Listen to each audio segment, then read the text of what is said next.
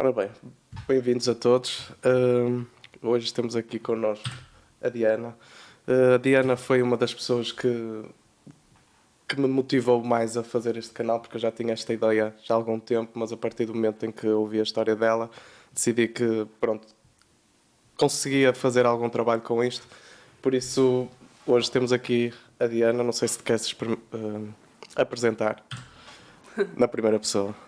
Então, meu nome é Diana, eu atualmente sou treinadora de CrossFit,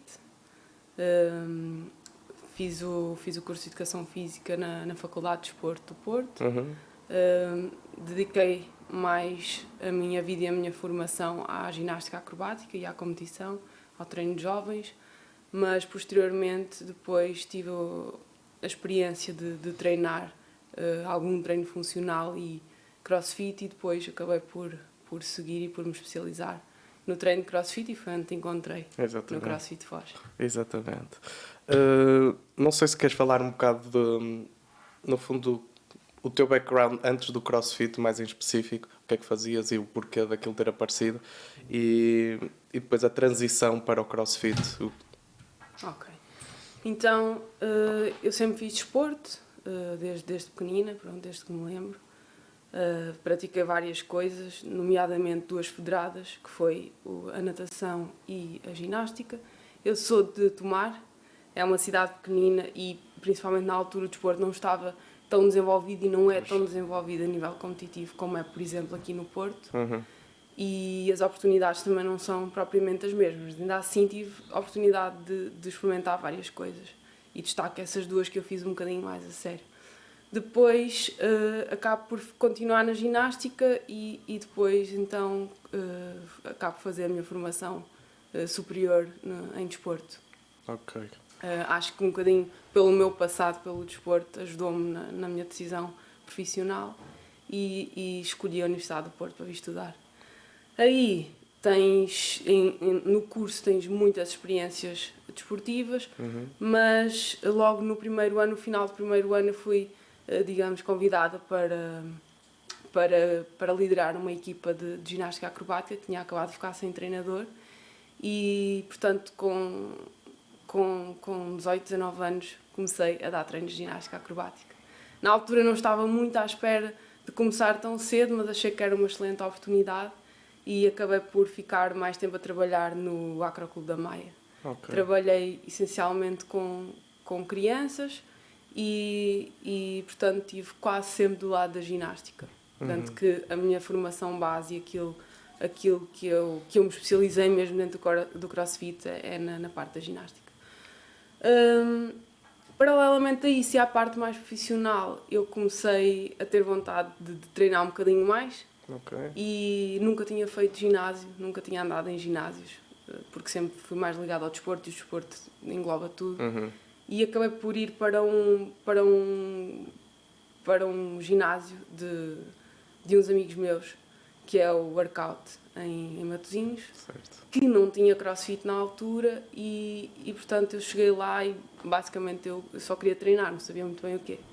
Na altura o Marcelo, que é um dos donos e é o responsável pela atual parte do CrossFit, que é CrossFit Barra Norte CrossFit, ele estava responsável também pela musculação e por alguns grupos de treino que ele tinha dentro da academia. E ele tinha um grupo de treino funcional que eu comecei a participar. Portanto, diariamente eu ia fazer aqueles treinos funcionais, que era assim um iniciozinho do CrossFit.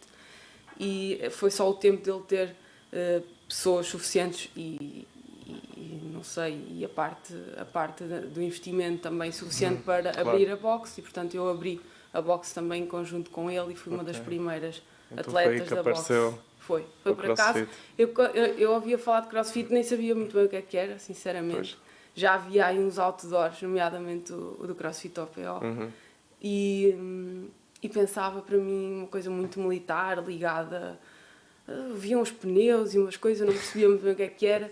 E tinha alguns colegas meus que me diziam: tu eras boa para fazer CrossFit. Eu, não, nem pensar, isso não faz sentido, nem sabia o que era.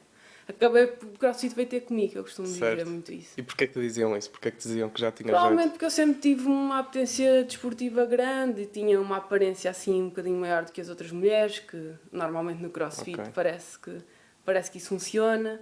Se calhar tinha mais força já que as outras, mais potência, e portanto eles viam-me a treinar e achavam que eu era uma possível boa candidata para atletas de CrossFit, se é que nos possamos chamar de atletas. Mas o CrossFit estava muito no início, não é?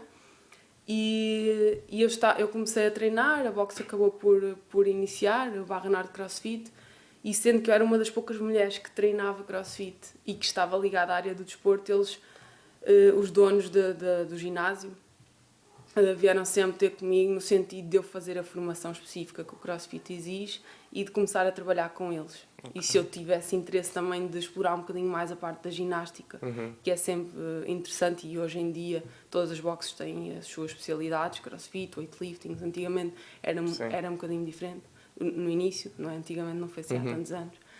E então eu aceitei.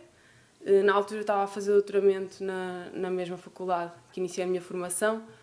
Acabei por não terminar porque, enfim, comecei a treinar e a trabalhar e não sei se foi a melhor decisão de todas, mas na altura foi a que me fez sentido e até hoje ainda não me arrependi.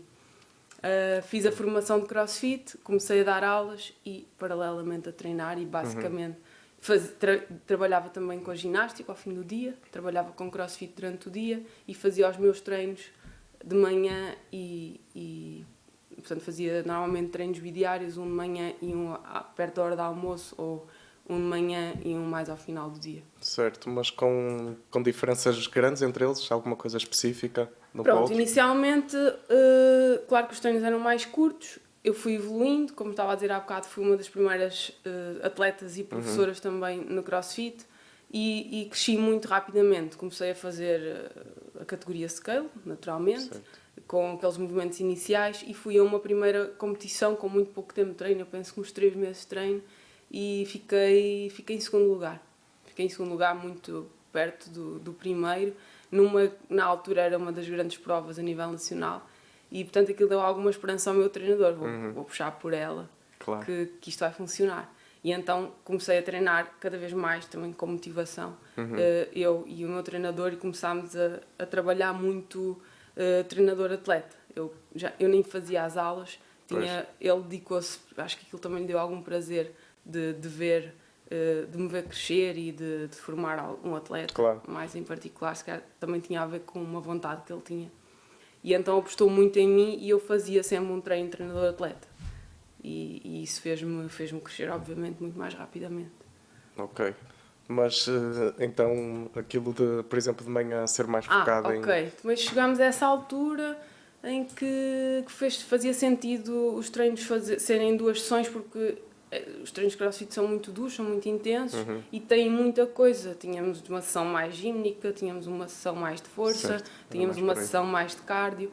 E um treino de 3, 4 horas não é execuível a uma intensidade alta, ok? Então, daí começou a fazer sentido separar em 2 sessões. Muitas vezes elas eram bastante diferentes, a programação era como continua a ser, faz todo sentido que seja mais por dias, portanto há um dia mais dedicado a uma coisa, um dia mais dedicado a outra, incluindo os descansos, que depois, em caso de cada atleta, são geridos de acordo com a necessidade ou com a possibilidade de encaixar nos nossos dias de trabalho. E da manhã para a noite, ou do primeiro treino para o segundo, eram as pausas necessárias. Se fizeres um treino estritamente de força, tu vais precisar de um maior tempo de descanso para depois ingressares num treino mais cardiovascular ou com maior intensidade. E, portanto, aí a separação. Fazíamos uma sessão de cerca de 1 hora, 1h30, e depois outra, talvez um bocadinho mais curta. Eu tentava que fosse um bocadinho mais curta, porque depois também não conseguia ter tempo. Se eu treinasse simplesmente, eu faria. Mas ali eu já ia ter que gerir com o trabalho e pronto, temos que ajustar à realidade. Claro. Relativamente às competições, primeiro, segundo lugar, e depois a partir daí... Então, a primeira competição que eu participei foi em Scale, que era um bocadinho o percurso que se fazia inicialmente, e o meu treinador acreditava que, ok, uma vez scale e bem sucedido, não continuas a fazer scale e a ganhar scale. Ainda fiz uma competição internacional também em scale, que no caso, por ser scale, era apenas online, que também tive uma excelente classificação. Agora não me recordo se foi primeiro, se segundo ou terceiro lugar, assim uma coisa.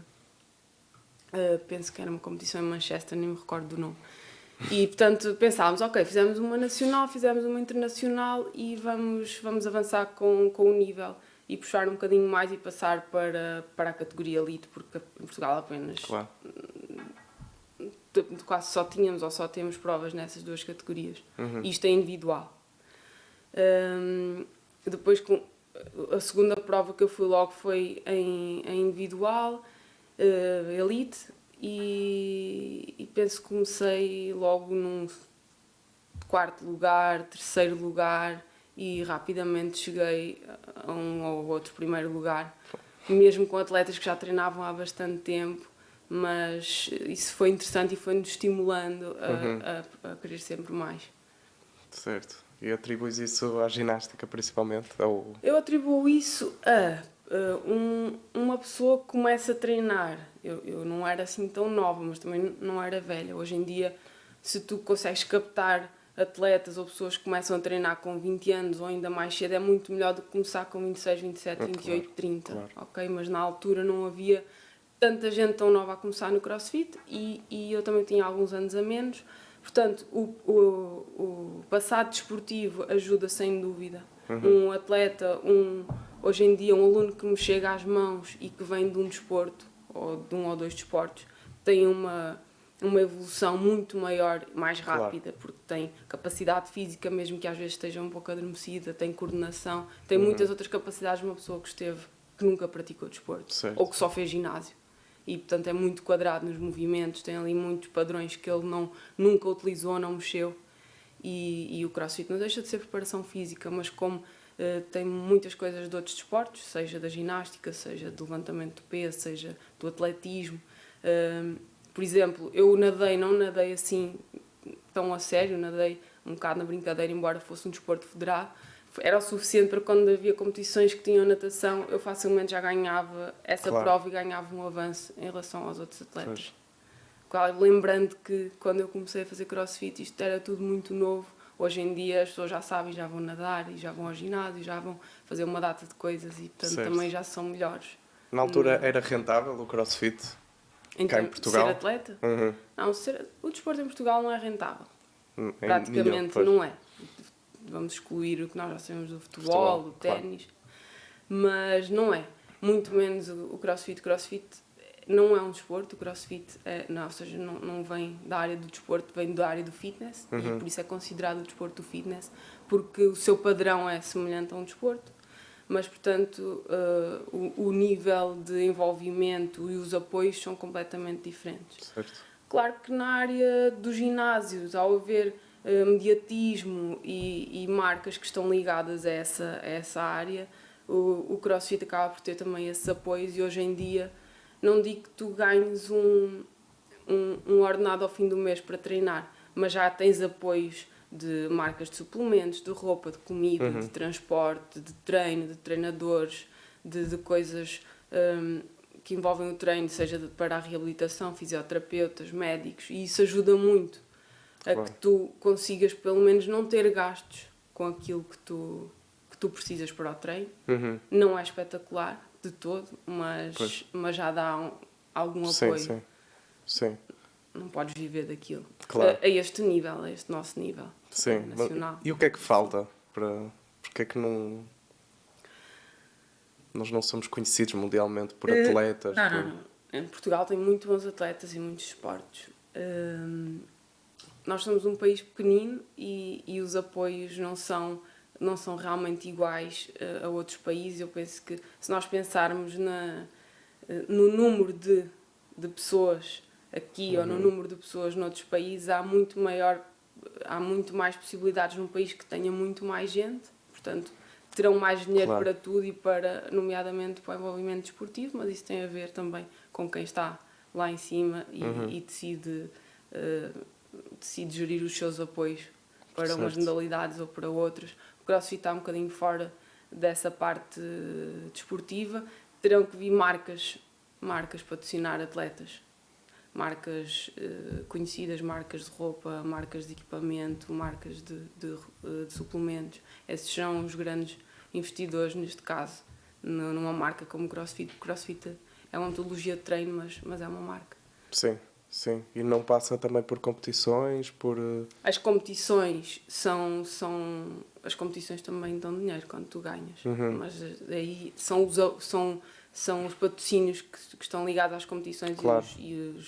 Embora seja bom receber um prémio depois de uma vitória numa competição, mas quer dizer, aquilo é apenas um prémio. Sim. Não ficas... é um prémiozinho. Claro. Não tem nada a ver com o que eles ganham no CrossFit a nível internacional. Pois. E nunca vamos chegar lá, achas? Hoje em dia, com as alterações que houve no CrossFit, já temos nomeadamente participações no CrossFit Games, que isso ajuda-nos a ter, a pensar de forma diferente e podemos chegar lá. Se calhar não seremos o número 1, não sei, mas estamos a evoluir bastante. E não achas que falta, na minha cabeça, eu acho que faltam sítios com formação específica para atletas, mas a nível da vida toda deles? Porque... Se tu fosses pensar no CrossFit como um desporto, poderias pensar em academias, poderias pensar como existe no desporto ligar a formação desportiva à formação escolar. Existe muito pouco desenvolvido aqui, mas existe. Existe ligado à música, existe ligado à dança, portanto mais às áreas das artes. Existem alguns apoios por parte do Estado para jovens atletas, até conjugação de horários da escola, os estatutos, mas isso realmente é mesmo na área do desporto. E o CrossFit aí fica de fora. Pois. Ou seja, a meio dessa... Passando agora mais para a tua vida competitiva, a meio dessas competições, aconteceu alguma coisa? Pronto, eu tive um rápido crescimento, um treino que evoluiu, que me fez evoluir nesse sentido. Na minha opinião, enquanto profissional, enquanto atleta, fizemos um excelente trabalho em termos de treino, em termos de descanso, em termos nutricionais. E pronto, os acidentes acontecem, não têm absolutamente nada a ver com o treino. Tive um acidente num treino que não reparei que tinha acontecido, mas que depois percebi de onde é que aquilo tinha acontecido, que me fez ter que parar efetivamente tudo o que eu estava a fazer até lá. Num determinado treino em junho, que eu fiz preparação para uma prova internacional. Certo. E seria das primeiras atletas do país a participar individualmente numa prova internacional, que era uma prova forte, que era o French Throwdown, em Paris. E eu aí já tinha alguns apoios, nomeadamente uma marca portuguesa conhecida, que tem vários atletas hoje em dia, que é a Box PT. E eu ia enquanto atleta individual da Box PT, acompanhada também do meu treinador, mas, digamos, como atleta dessa marca. Certo. Hoje em dia o meu treinador até trabalha e pertence a essa marca, okay. Mas na altura as coisas estavam diferentes. E fiz a preparação para essa competição, fui apurada e a escassos dias de ir para lá, para Paris, penso que sensivelmente a 15 dias antes, num treino normal, a fazer um exercício, eu devo ter efetivamente tocado com mais força a fazer um handstand push-up, portanto, flexão em pino, no chão, num colchão que eu sempre fiz, as flexões em pino, e portanto eu senti uma dor bastante forte na zona do pescoço e logo na cabeça, e aquilo tinha dado mau resultado e eu não tinha percebido. Eu realmente estava no final de um treino e quando senti uma dor, penso que nem fiz mais nada, mas sinceramente eu achei que aquilo era uma contratura. Já me tinha acontecido outras vezes, às vezes nós estamos mais cansados e deixamos a cabeça acabar por bater um bocadinho mais forte no colchão. Sim. E pensei que era uma contratura. Eu fui para casa almoçar e trabalhava novamente tarde, mas eu começo a reparar que aquela dor era mesmo forte e estava-me a causar muitas dores de cabeça, mas eu sempre tive dores de cabeça, uma pessoa que tem facilmente dores de cabeça e portanto não conseguia avaliar aquilo muito bem.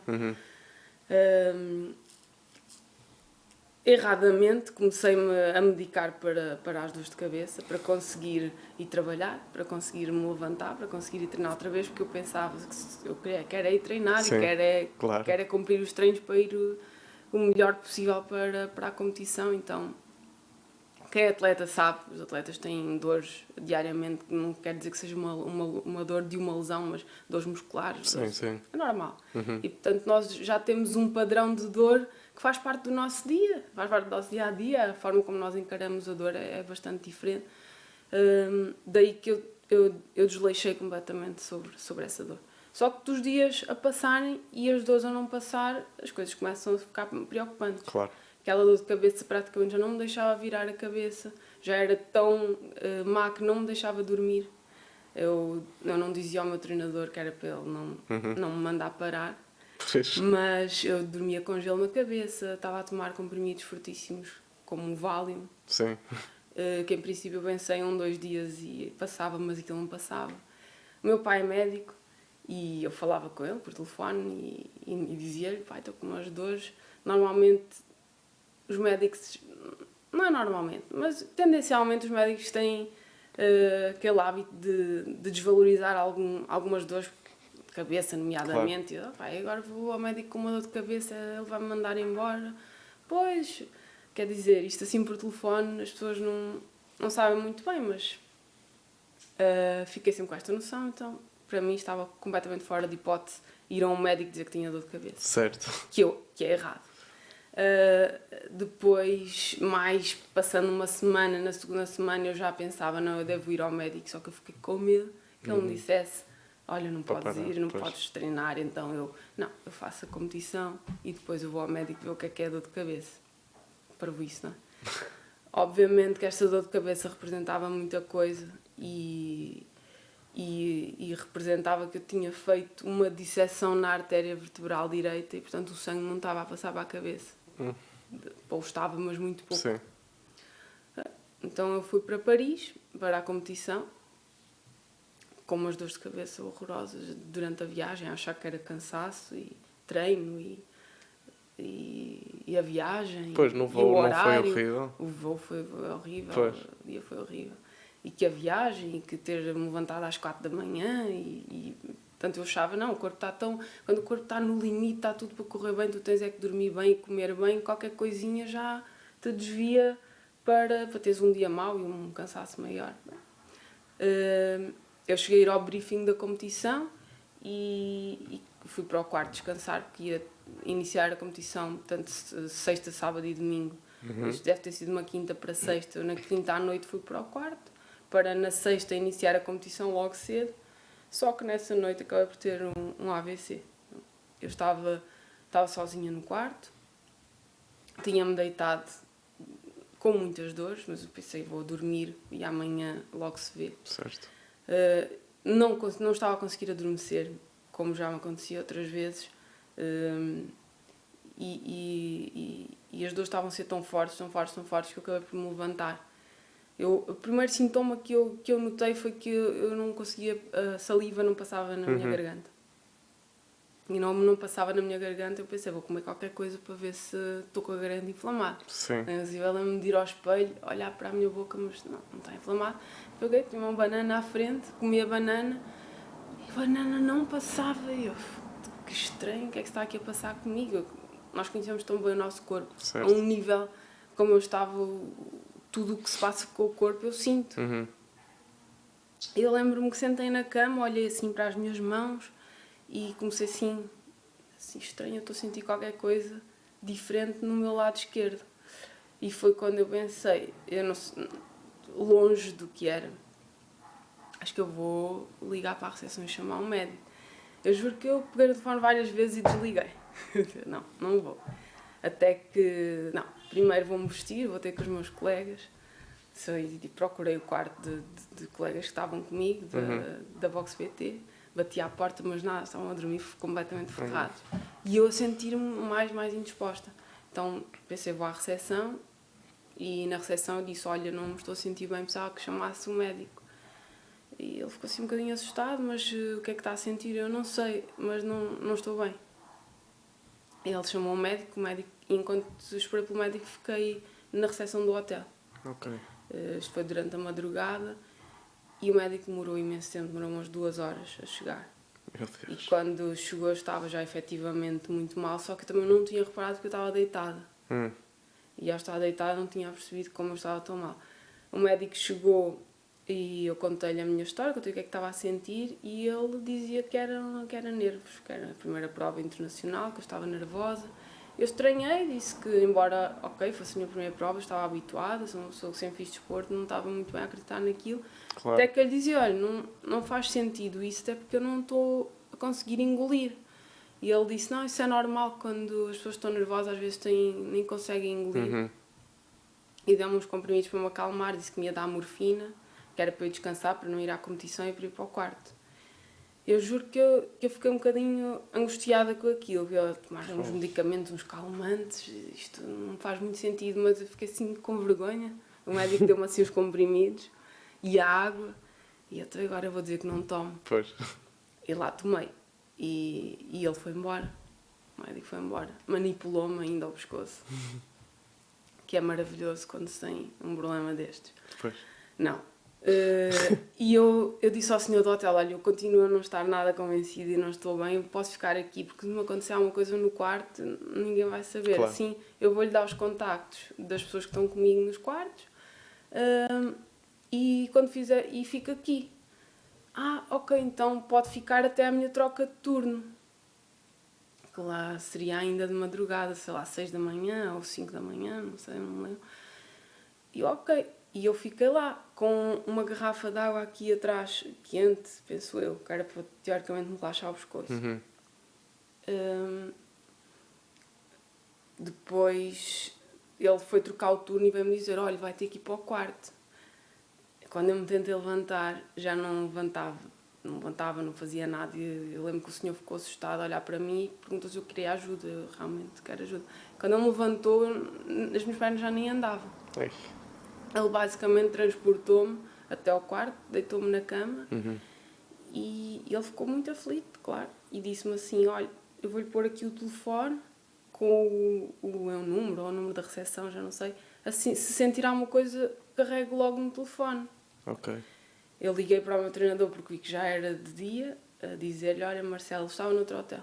Eu não vou à competição, senti-me mal durante a noite, chamei um médico a ter a história e ele, porque é que tu foste tomar medicação, não podes e não sei o quê e tal. Eu não te preocupes, eu vou ficar aqui. Só que ele acabou por aparecer, ele e a mulher dele, que era a minha nutricionista. Apareceram os dois pelo quarto adentro, eu aí acho que já só via vultos.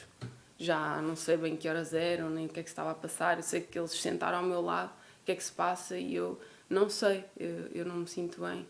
E eles não sabiam o que é que haviam de fazer, e começaram a chegar pessoas, mas eu perdi um bocado a noção das coisas. Eu sei que na cabeça deles eu estava com a dose da morfina e portanto eu deveria passar ali umas horas a dormir e acho que eles ficaram ao meu lado à espera que eu voltasse a acordar. Que passaram umas horas e eles vamos reagir agora, vamos tentar dar-te alguma coisa. E queriam-me dar chá e bolachas e aí eu comecei a rejeitar, comecei a vomitar aquilo. Não conseguia sentar, não conseguia ingerir, assim que ingeria vomitava. Começaram muitos vómitos, eu não sou de vomitar. Eu não sei quantas horas eu passei naquele estado, sei que eu já estava exausta de vomitar. Meu Deus. E disse, olha, leva-me para o hospital porque já não tenho mais nada no corpo e já não estou a conseguir mexer. Portanto, ele levou-me no colo, fui de táxi e entrei num hospital. Quando me viram assim, fui diretamente passada logo para uma sala e começaram a fazer exames. Estavam a fazer exames, raio-x, punção lombar, fiquei naquelas salas em vigilância e eles não descobriam nada. Não descobriam nada. E eu continuei, não sei se quase se calhar um dia a fazer exames. E acho que eles já me queriam dar alta. Eu disse, não, mas eu não estou bem. Eu já tinha assim a cabeça de lado, já não mexia, já não via nada. Não, eu não estou bem. E eles decidiram fazer uma ressonância. Então, e a ressonância é o único exame, naquele caso, que ia dar o AVC. Certo. Então, aí eles viram que eu tinha tido um AVC, viram o que é que tinha acontecido e viram a gravidade da situação. E lembro-me do neurologista, o médico, vir falar comigo e dizer: olha, afinal isto é um bocadinho grave, vai ter que ser transferida para um hospital da especialidade. E eu, ok. Fui transferida para o Hospital de Santo António, eu estava no Hospital Militar, fui transferida para esse hospital, que é um hospital universitário em Paris, público, e pouco me lembro de ir na ambulância, lembro de ser transferida para os cuidados intensivos, e depois de um médico, neurologista, eu estava na aula da neurologia, me vir explicar o que é que eu tinha tido, que era como se fosse um infarto, mas na cabeça, que por o que eu contava, um episódio possivelmente de um embate, de um acidente, aquilo tinha feito uma disseção na artéria, o sangue estava para fora e que eu tinha que ficar completamente imóvel, por muita sorte eu estava em repouso e o sangue não explodiu, porque não tinha dado lesões maiores, tinha dado algumas, e íamos tentar só que aquele coágulo não se espalhasse ou não houvesse outro episódio de outro AVC. Certo. Que naquele momento eu já estava com bastantes lesões, mas que eu ia ficar cerca de 10 dias parada na cama, imóvel, sem me levantar, que era para tentar que o coágulo se dissolvesse um pouco e que eu me pudesse começar a mexer. Sim. Eu não acreditei nada naquilo que ele estava a dizer, nada. Eu achei que está bem, amanhã vou então fazer a prova da natação, que eu sabia que já era tipo no domingo. Juro que eu até me ria. Eu não tenho noção de como é que eu sou preparada, porque eu estava realmente preparada fisicamente. Eu lembro mexiam-me, não é? Porque quando chegas ao hospital despem e tal, ficavam todos a olhar para mim: o que é isto? O que é esta mulher que está aí? Ninguém acreditava. 28 anos, saudável, hábitos alimentares saudáveis, pensava que eu tinha tomado alguma coisa ou posto alguma droga no corpo, era o que eles achavam, de certeza, mas realmente a disseção na artéria mostrava algum acidente, que pode ser muitas causas, pode ser um acidente, pode ser malformação, pode ser congénito, mas como eu falava daquele episódio, eles, não, isso faz todo sentido, bater, é um acidente que pode acontecer muito com pilotos, aviação, carros, porque é um movimento de chicote que faz com que haja um corte ali na artéria. Faz sentido. Pronto. No meu caso, as lesões, aquilo é no cerebelo, e o cerebelo depois envolve muitas micro-radiações para os dois lados do corpo. Normalmente o AVC é muito característico por haver paralisia de um lado e depois algumas outras coisas. E eu, no caso, estava afetada de um lado e do outro do corpo. Realmente tive paralisia de um dos lados do corpo. Eu deixei de ter equilíbrio à direita, perdi a força e a sensibilidade à esquerda, fiquei com um lado da face também afetado, a deglutição, que fica com disfagia, perdi a musculatura, e também fiquei com diplopia e um nistagmo, que é o meu olho rodava e distorcia a imagem. Basicamente estava sempre zonza, completamente tonta. Só não vomitava, mas nem sei como. Era medicada com isso. Basicamente estava sempre a ver à roda.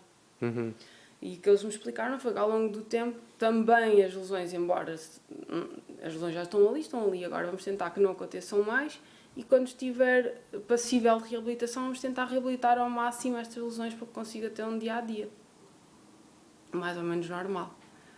Pronto.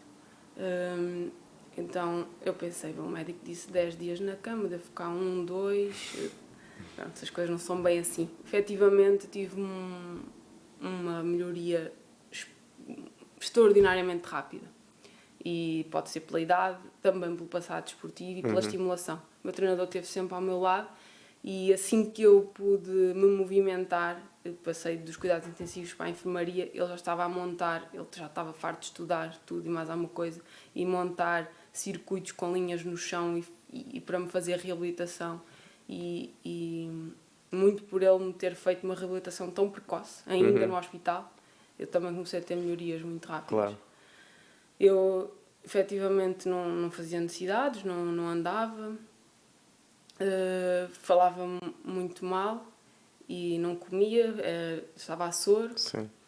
E depois começas aos pouquinhos, começas a conseguir falar, começas a ter terapeuta da fala logo lá para conseguir começar a comer, depois a comida passa, começas do soro, é tirado da sonda e começas a comer com papas e outras coisas assim. Mas eu comecei a aprender a comer de lado, depois porque ainda não podia sentar, depois a ficar sentado, até conseguir pôr de pé, mais ou menos. Depois, a primeira vez que eu me pus de pé, só me ria porque eu não sabia andar. Aliás, isso foi em quanto tempo? Isto numa semana eu já me estava a levantar. Ok. Uma semana estava-me a levantar, só que os pés não andavam, não me equilibrava, tinha que estar agarrada. Era uma coisa do outro mundo. Então o Marcelo, o meu treinador, ensinou-me basicamente a andar outra vez. Eu andava nos corredores dos hospitais a marchar, a fazer exercícios sim, a marchar. Eu comecei a aprender a andar assim, a levantar os joelhos do chão. Sim. E aquilo ajudava-me porque eu andava tipo aos S. Depois assim, pôr direita, não punha, caía para o lado. Claro. Andar, tinha um lado quase paralisado. Não sentia nada daquele lado também, não tinha sensibilidade, tinha tido perda de força. Estava na cama há mais de uma semana, estava com menos de 6 quilos. Sim. Não comia, estava completamente magra, só tinha o músculo que tinha focado, porque o corpo definha todo na cama. Eu ia com 69 quilos e tinha 12% de gordura na altura. Numa semana estava com 62 quilos ou 63, porque elas depois pesaram. Eu quando olhei para a balança, meu Deus, tive tanto tempo a ganhar este peso, nem estava a acreditar. E depois foi ainda assim. Na enfermaria já podia levantar-me todos os dias. Portanto, eu já saí do hospital muito mal e de cadeira de rodas, mas já a dar alguns passos. A parte da visão não estava muito melhor, mas estavam a habituar a viver com aquilo, com aquela visão sempre assim a mexer de um lado para o outro. Que estranho. A comida muito mal, engasgava, mas já conseguia pelo menos ingerir aqueles alimentos. Não podia ingerir muitos, mas já conseguia beber e tudo. Tinha que ser com gás. E portanto eles disseram, olha, agora ou fica aqui no hospital a fazer reabilitação ou é transferida. E o meu pai foi-me buscar, ele assumiu a responsabilidade de me ir buscar enquanto médico e através de uns conhecimentos aqui em Portugal eu pude ser transferida para Portugal. Ok. Eu vim transferida para Portugal cerca de 14 dias depois do acidente.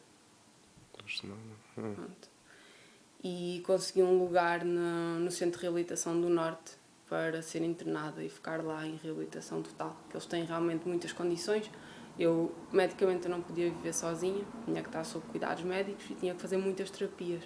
No Centro de Reabilitação é bom por isso, eu fazia terapias de manhã à noite, fisioterapia, terapia ocupacional, fazia terapia na piscina, fazia terapia da fala,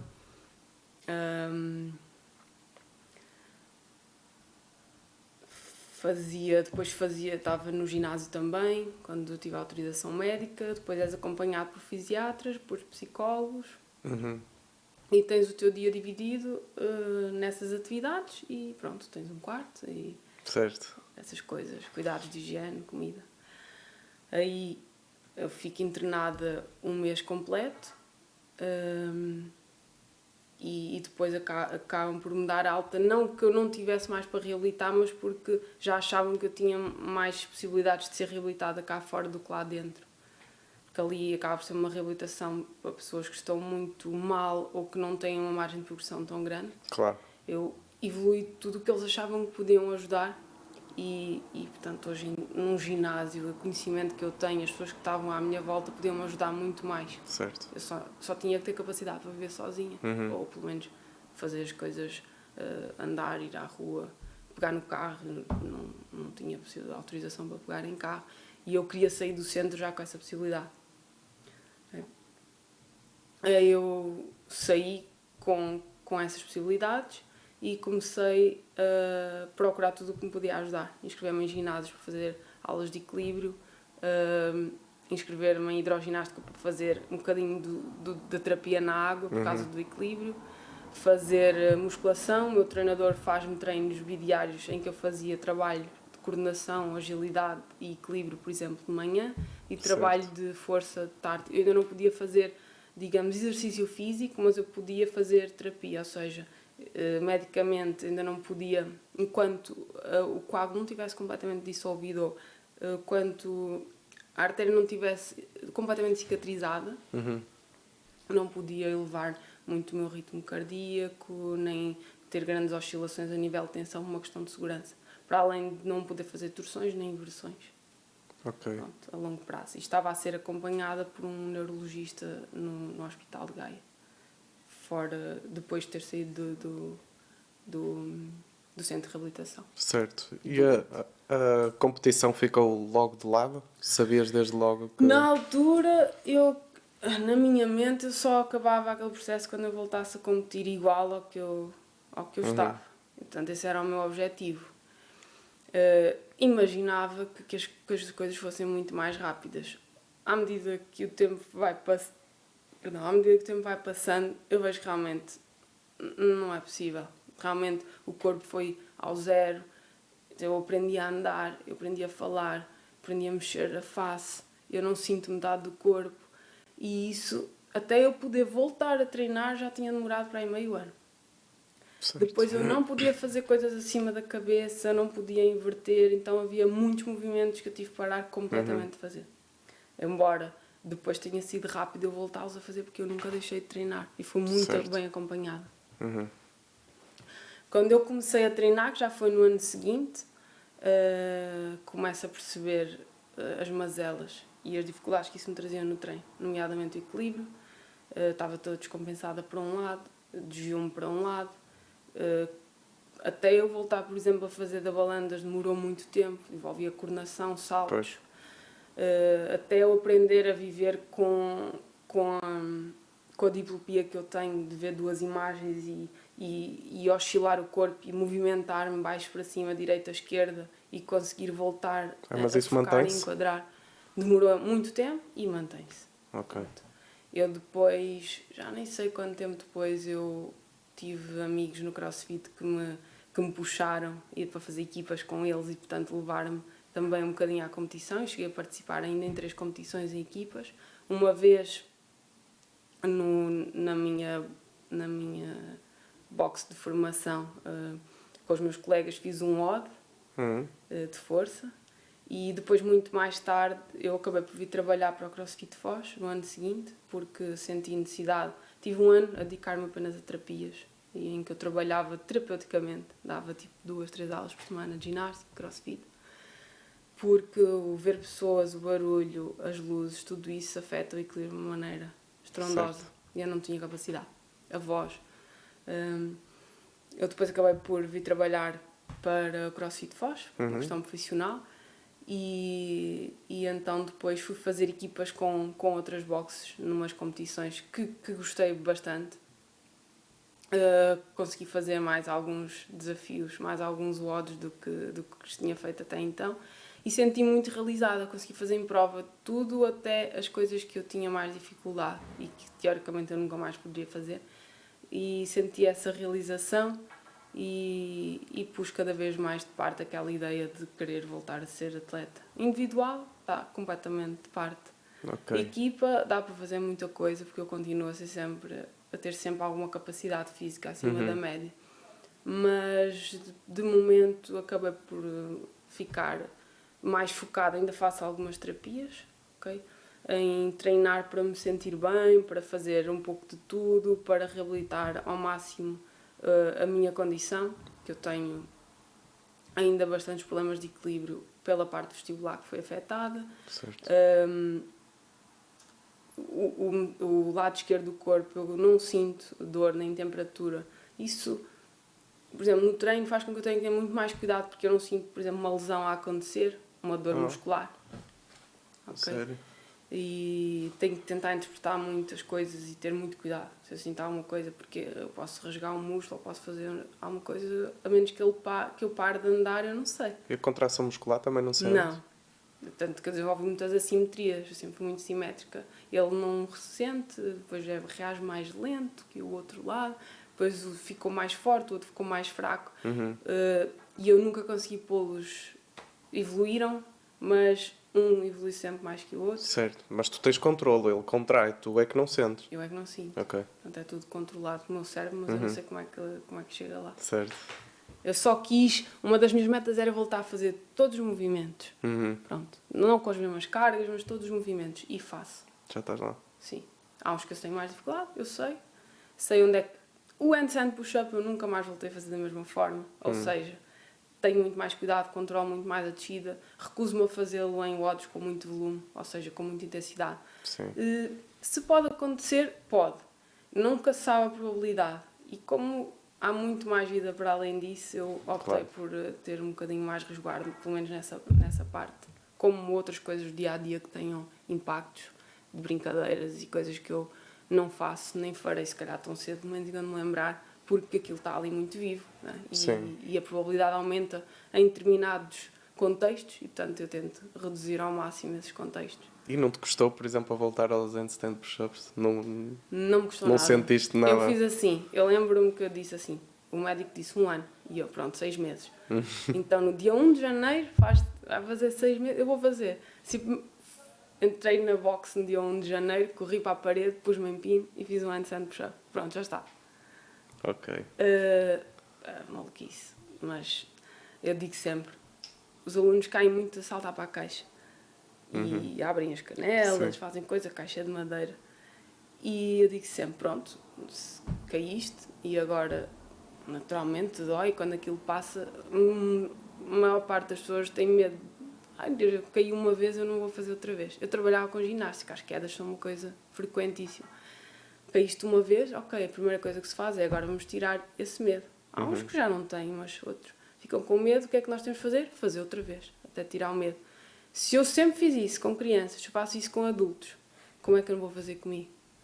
Não é? Claro. Eu dizia, não. O médico dizia, pronto, agora isso é que já não vai fazer mais. E eu, com certeza que eu vou. A primeira coisa que eu fizer assim que eu puder é aquilo. Pode ser com mais cuidado, de outra forma, mais devagar, mas vou fazer, vou. Não tenho medo nenhum de fazer, mas tenho respeito ao movimento e outro, não tenho à vontade, tenho um controle, tenho que controlar. Se o movimento é controlado e ele é bem feito, não vai acontecer nada. Tá? Não é um movimento de risco, é de risco quando é feito descontroladamente. Claro. E esse assim, eu já não faço. Claro. E tu sempre foste assim com essa personalidade sempre. De cair e queres fazer outra vez? Sim, acho que é uma coisa. Ou aprendeste isso de alguma forma? Claro que o desporto ensina-te isso. O desporto ensina-te a cair, a levantar-te e fazeres outra vez. Portanto, se a vida te manda para o chão, tu não vais ficar no chão, tu vais-te levantar e fazer outra vez, ou às vezes não podes fazer outra vez porque és estúpido, sabes que ali está mal, então vou encontrar outra maneira de fazer, mas eu vou fazer. Okay. E é isso que o desporto te ensina. Eu trabalho com desporto, sempre fiz desporto, é isso que eu levo para a vida. E quando me aconteceu, era só isso que eu tinha que fazer. Tinha que fazer isso para aquele movimento em específico, porque é uma coisa ali que ficou, mas tinha que fazer isso em relação a tudo. Claro. Portanto, tinha que me levantar de alguma forma, queria voltar a trabalhar, tinha que suportar outra vez entrar no ginásio e ver, tinha que voltar a ensinar aquilo. Mas psicologicamente deve ter sido difícil. Demorou muito tempo, acho que demorou muito tempo.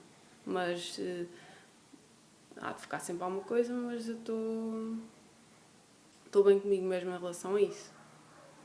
Acho que tenho muita coisa para fazer, muito trabalho para fazer. E nada melhor do que estar na nossa área, na área do desporto, para poder procurar encontrar profissionais, pessoas que me ajudam. Estou sempre à procura de pessoas que me possam ajudar, treinadores, desportistas.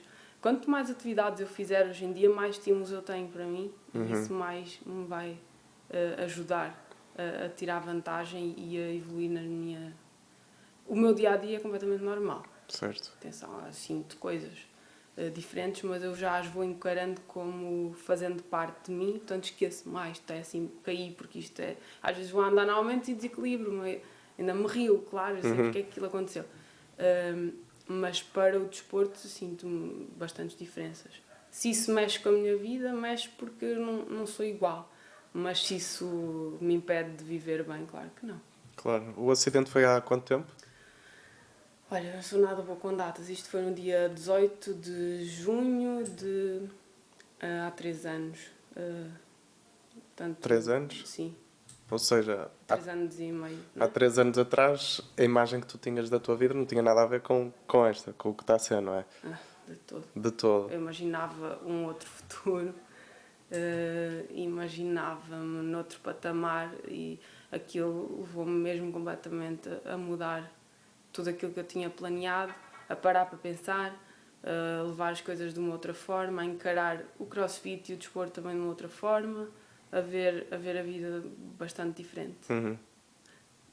Eu acho que eu ganhei com o meu acidente, percebes? Certo. Porque eu perdi muita coisa, mas eu acho que ainda ganhei mais do que aquilo que eu perdi para a vida. Agora, exatamente, eu perdi sim. uma parte de mim física, mas eu ganhei muitas outras coisas, muitas experiências e muitas vivências e fez-me pensar de outra forma e eu acho que eu cresci muito com isso. Certo. E pronto, no fundo era exatamente isso que eu queria. E a frase mais importante que eu gostei mais foi essa que eu ganhei com o acidente. Sim, quando tantos dias eu chorei, pensei porque é que isto me aconteceu, o que é que eu fiz. Não consegui encontrar resposta. E não é que eu procurasse resposta para me... Eu não culpei ninguém. Aquilo aconteceu por algum motivo. Eu vou encontrar um motivo. Eu sempre pensei isso. E eu fui começando a perceber que o motivo era que se calhar a vida às vezes quer-nos avisar determinadas coisas, a vida quer-nos obrigar a parar e a pensar noutras coisas e arranjar a sua forma. Se calhar a minha forma foi essa. E depois eu penso, ainda bem. Se calhar eu tinha que parar assim e ainda bem que as coisas foram assim e fiquei obviamente que super feliz porque se me sinto bem, não estou numa cadeira de rodas, consigo fazer tudo, isso, espetacular. Não é porque olhei para os outros e estavam piores que eu me senti melhor, mas que com aquilo que me aconteceu eu quero ser melhor e quero ajudar os outros. Quero ajudar as pessoas, quero treinar pessoas, deu-me mais vontade para trabalhar e para me desenvolver. Ainda bem. E sempre gostaste de ajudar pessoas, de ensinar, a parte de ensinar? Quando eu era pequena eu dizia que não era nada disso que eu queria. Foi uma coisa que eu acho que fui descobrindo. Parecia que as coisas vinham ter comigo. Não era eu que escolhia, as pessoas vinham ter comigo e pediam, olha, não gostavas de fazer? E eu, se calhar, eu tenho muita dificuldade de dizer que não às coisas, eu gosto sempre de fazer um bocadinho de tudo e acho sempre que gosto de tudo. E as coisas foram aparecendo e eu fui descobrindo que eu gostava daquilo que eu gostava de ensinar. E que as pessoas gostavam de estar comigo, gostavam de aprender comigo. Eu acho que não sabia que eu gostava tanto, mas foi sempre ao contrário, as coisas vieram ter comigo e eu descobri que gostava. Ainda bem. Diana, obrigado. Não sei se tens algum agradecimento a fazer, alguma coisa a dizer, uma mensagem final, qualquer coisa. Não, acho que dissemos tudo. Quero-te agradecer por teres tido a sensibilidade de me ter convidado, embora tenha já passado algum tempo. Tenho muitas pessoas que eu sei que me admiram, que ficam sensibilizadas com o meu percurso ou com o acidente e com o meu percurso, que fico sempre sensibilizada também por isso, porque não fazia ideia no início de como isso poderia mudar tanto a forma de pensar de algumas pessoas, nomeadamente de médicos, de terapeutas, de alunos, de atletas, que vieram ter comigo. Na altura foi espetacular. E hoje em dia ainda me acontece. E, portanto, obrigada por me teres convidado. Acho sempre que partilho esta história completamente tranquila e sempre o fiz. Claro que no início, se calhar, me emocionava um bocadinho mais, as coisas estavam mais perto, claro. Eu também estava pior. Daqui a 3 anos terei ainda outra visão sobre as coisas, penso eu, estamos sempre a evoluir, mas pronto, quero-te agradecer muito a tua... De nada. Obrigado eu pela disponibilidade e pronto, agora até o próximo entrevistado, ainda não está decidido quem é, mas pronto, obrigado a todos.